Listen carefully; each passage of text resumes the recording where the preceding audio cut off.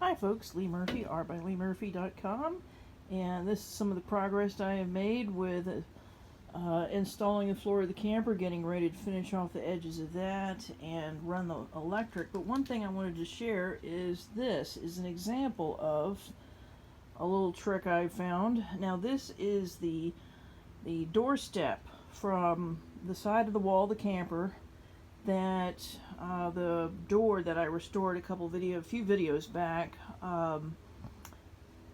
this is what it will fit into. Well, no amount of polishing and cleaning is going to make this really look any better, and I have sure tell you I tried.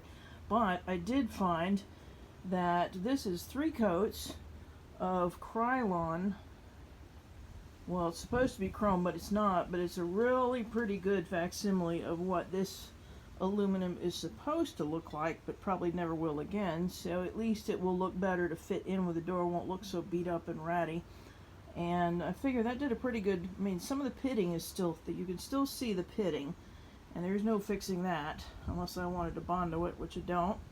But that makes it look almost, almost civilized. So, and I'm going to do the same thing right here. This is 1 coat right here of the edge of the camper where the tent used to be and where my walls hopefully will be.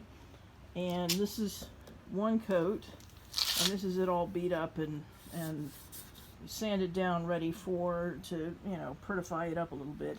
It's try to do the best I can, but this is, it's supposed to look like chrome, and it absolutely does not, but it certainly fits and fixes this particular problem of beat up weathered aluminum. It looks more like it's newer and cleaner. So hope that was useful, and thanks for watching.